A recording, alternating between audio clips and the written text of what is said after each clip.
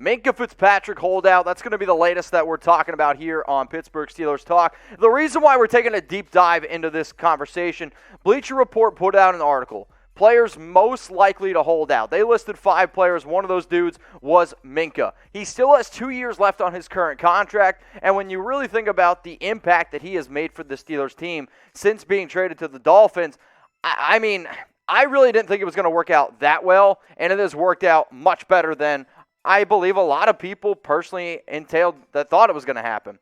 But he's only 24 years old, coming off a year where he had 79 tackles, 4 interceptions, 11 pass breakups. Anytime you hear one of your star players potentially holding out, people are going to start to listen. Now, Bleacher Report also throws out another name of a guy that could potentially hold out, and that would be T.J. Watt, coming off the year with 53 tackles, 15 sacks, 26 tackles for loss, and 2 forced fumbles.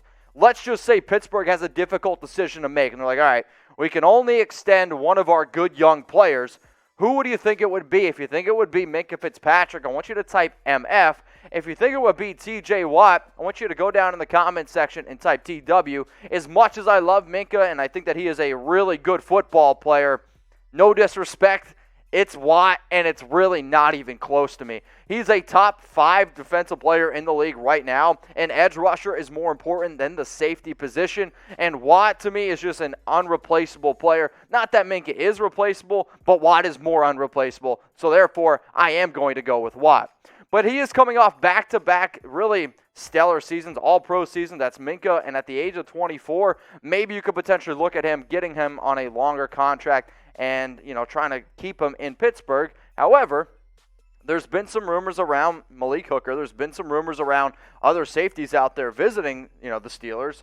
Could you see something where, like, all right, we're planning to stick with Watt. If Minkah does decide to hold out, we have at least an option, plan B. Plan B could be somebody like Malik Hooker. So Fitzpatrick, he is going to make $13.3 million over the next 2 years. That is fully guaranteed money.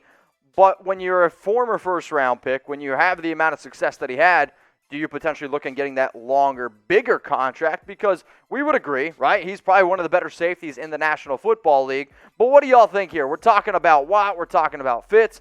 Should the Steelers extend Fitzpatrick? I want you to type A for yes, or I want you to go down in the comments section and type B for no. If you are going to type your A for yes, you need to think about how much money it's going to cost him, because I don't know if he's going to make more than what Justin Simmons made this past season, getting that 4-year, $61 million deal.